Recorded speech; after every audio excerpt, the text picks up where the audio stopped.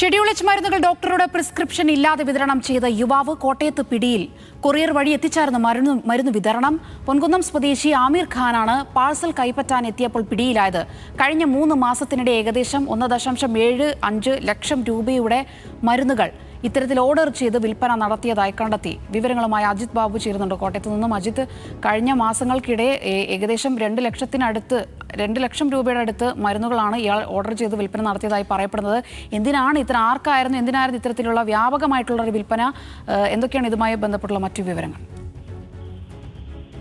സോന, വളരെ അപകടം നിറഞ്ഞൊരു വാർത്തയാണിത്. അതായത് ജിമ്മുകളിലും അതുപോലെ തന്നെ വടംവലി നടത്തുന്ന ആളുകൾക്കുമൊക്കെയാണ് ഈ മരുന്ന് നൽകിയിട്ടുള്ളത്.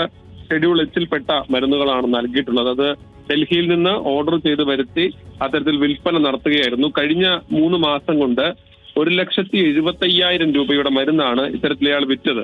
അതിലെടുത്ത് നമ്മൾ കാണേണ്ടത്, ഒരു വയൽ മരുന്നിന് 500 രൂപ വെച്ചാണ് ആളുകളിൽ നിന്ന് വാങ്ങിയിട്ടുള്ളത്. ഈ ആളുകളിൽ നിന്ന് അത്തരത്തിൽ 500 രൂപ വീതമാണ് വാങ്ങിയത്. 500 രൂപ വെച്ച് 1,75,000 രൂപയാകണമെങ്കിൽ എത്ര ആളുകൾക്ക് വിറ്റിട്ടുണ്ട് എന്ന് നമ്മൾ ആലോചിക്കേണ്ടതാണ്. അത്രത്തോളം വ്യാപ്തിയുണ്ട് ഈ സംഭവത്തിന് എന്ന് തന്നെയാണ് പോലീസ് മനസ്സിലാക്കുന്നത്. കഴിഞ്ഞ 3 മാസം കൊണ്ട് മാത്രമുള്ള കണക്കാണിത്. ഇത്തരത്തിൽ വിശദമായ പരിശോധന നടത്തേണ്ടതുണ്ട് എന്നുൾപ്പെടെയുള്ള കാര്യങ്ങളാണ് ഇതിൽ പറയുന്നത്. കാരണം ഇത് ഒരു ജില്ലയിൽ മാത്രമായി നടന്ന ഒരു കാര്യമാണോ എന്നുൾപ്പെടെയുള്ള കാര്യങ്ങൾ നോക്കേണ്ടതുണ്ട്. അത്തരത്തിൽ ഉൾപ്പെടെയുള്ള കാര്യങ്ങൾ പരിശോധിക്കേണ്ടതുണ്ട്. അതിൽ ഈ മരുന്നുകൾ പരിശോധിച്ച സമയത്ത് നല്ല രീതിയിൽ സൈഡ് എഫക്ട് ഉൾപ്പെടെ ഉണ്ടാകുന്ന, ഡോക്ടർമാരുടെ പ്രിസ്ക്രിപ്ഷൻ ഇല്ലാതെ കഴിച്ചാൽ അപകടമടക്കം ഉണ്ടാകാൻ സാധ്യതയുള്ള മരുന്നുകൾ ഉൾപ്പെടെ ഉണ്ട്.